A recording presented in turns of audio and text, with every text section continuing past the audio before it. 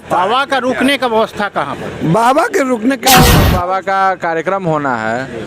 हम लोग तो आयोजन में लगे हुए हैं। 3 लाख स्क्वायर फीट का पंडाल बन रहा है भक्त को बैठने के लिए। 5 लाख स्क्वायर फीट के पंडाल बन रहा है, उनको टेंट सिटी बन रहा है उन लोगों को रहने के लिए।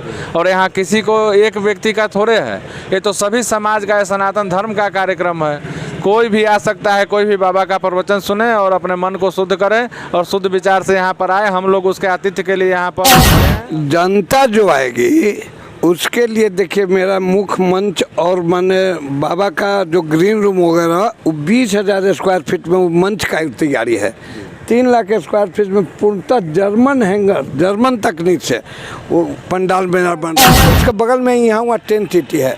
वो देखिए मेन कैनाल से जो उत्तर बिहार से जो भी लोग आएंगे उनके लिए करीब 1 लाख गाड़ी के पार्किंग का व्यवस्था वहाँ है। मेरा से मैंने करीब 2 लाख गाड़ी की पार्किंग की व्यवस्था है। बगल में मेरा यहाँ देखिए उस प्लॉट में चिकित्सा कैंप हो रहा है। ये पूजा स्थल एक होगा। इस सारी व्यवस्था 24 घंटा उनको रहने ठहरने खाने पीने का सारा व्यवस्था। नमस्कार, अभी आप देख रहे हैं अपना बिहार एक्सप्रेस न्यूज, जहां पर हम उपस्थित हैं त्रेतपाली स्थान में हम उपस्थित हैं, जहां पर जो आपके बागेश्वर बाबा श्री 108 धीरेन्द्र शास्त्री जी यहाँ आ रहे हैं। 13 तारीख को आगमन है उनका, 13 तारीख को आने को है चैनल के माध्यम से।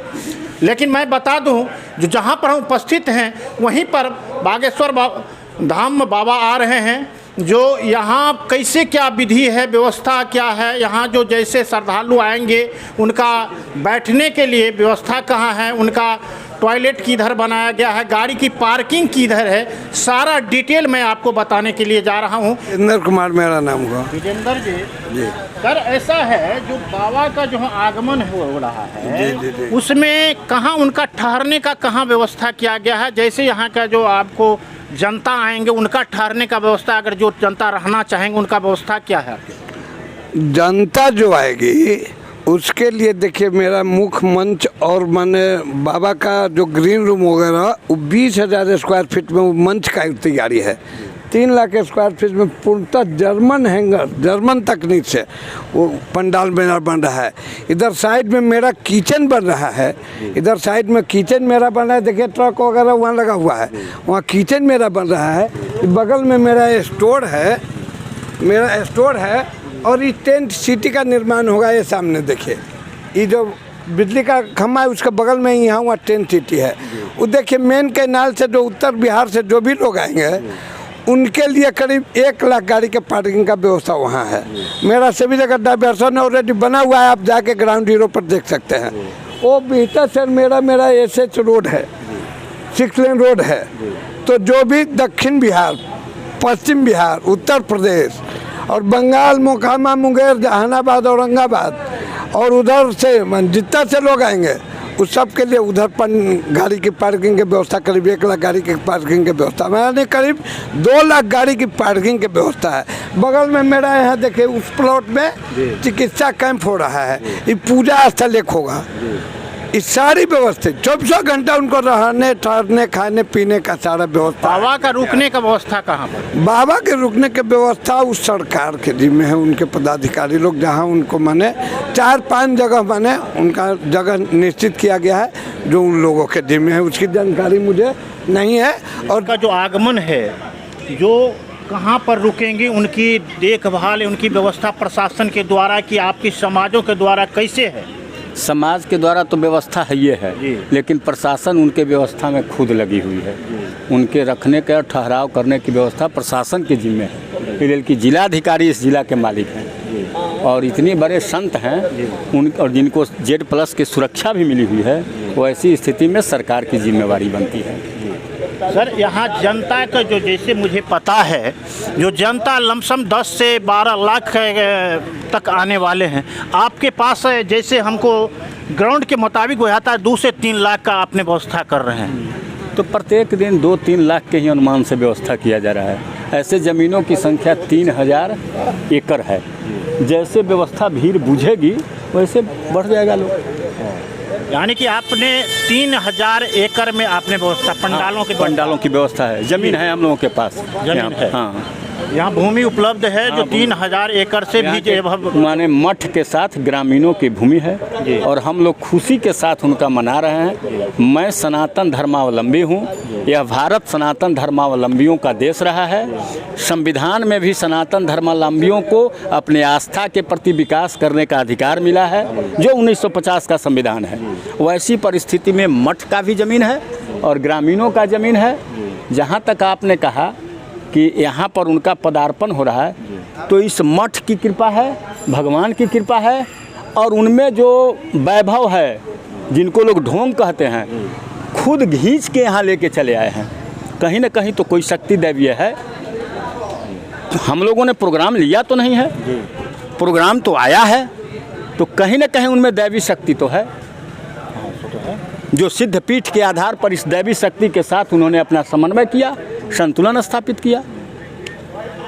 सर ऐसा है जो मैंने ऐसा बोलना नहीं चाहता हूँ, लेकिन मुझे जैसे पता चला है अभी भी, हम कल ग्राउंड रिपोर्ट से कल हमने पार्टी ऑफिस से हमने जानकारी प्राप्त किया, बार हमने हर पार्टी का वही भूचाल हम देख रहे हैं, लेकिन आपकी कमेटी में हमको आने से ऐसा प्रतीत होता है, मुझे देखने को मिलता है, सुनने को मिलता है, उस पर कोई भी ऐसा टीका टिप्पणी नहीं चल रहा है। लेकिन पार्टियों में ऐसा क्यों उथल पुथल? हाँ, देखिए, पार्टी में उथल पुथल के कारण सत्ता हासिल करना है और सत्ता हासिल करने के लिए ये लोग अपना अपना पॉलिसी तय करते हैं। तो जितने समाजवादी दल हैं, ये लोग जात के आधार पर पॉलिसी का निर्धारण किए हैं और जो दक्षिणपंथी दल हैं वो संस्कृति के आधार पर पॉलिसी का निर्धारण कर रहे हैं। अब इसमें भूचाल आया हुआ है, मैं क्या करूं? सनातन धर्मावलंबी आस्था के लोग जो है, पब्लिक को क्या करे इसमें? वो अपने आप को कहता हमने शिक्षा मंत्री है। सनातन, जब गांधी मैदान में आप कहते हैं वहाँ जगह की अभाव है, मुझे जो आपके जनताओं द्वारा मुझे जानकारी प्राप्त मिला, जो वहाँ सरकार आदेश नहीं दिया, वहाँ दूसरा धर्म को हर काम करने देता है, लेकिन फिर सनातन धर्म को नहीं करने दिया, ऐसा क्यों? देखिए, सनातन धर्म से उन लोगों को लेना देना नहीं है, ना दूसरे धर्म से लेना देना है। उनकी विश्वास अपने समर्थकों पर है और ये लोग जात की राजनीति करते हैं, समाज की राजनीति नहीं करते हैं। समाज की राजनीति करते तो सनातन धर्म आम विकास के लिए सुंदर जीवन पद्धति का निर्माण करती है, लेकिन ये लोग सुंदर जीवन पद्धति हो इसके लिए बेचैन नहीं है। मैं समाज में अराजकता, घृणा, द्वेष पैदा करके, उन्माद फैलाकर सत्ता पर कैसे बने रहूं, इसकी इन लोगों की मुख्य माने सिद्धांत है।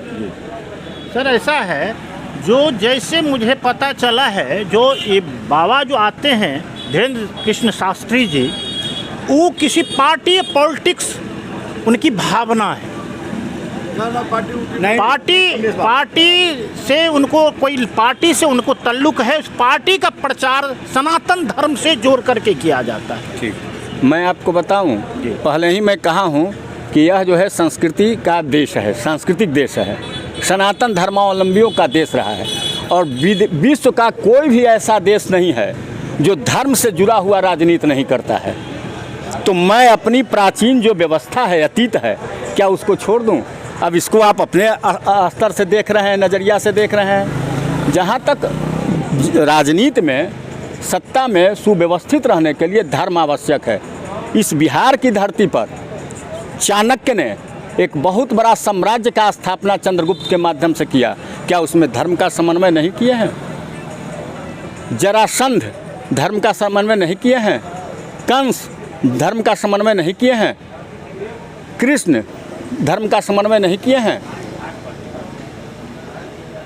बाबर धर्म का समन्वय नहीं किया है, जो अतिक्रमणकारी था, बगैर धर्म के चला है।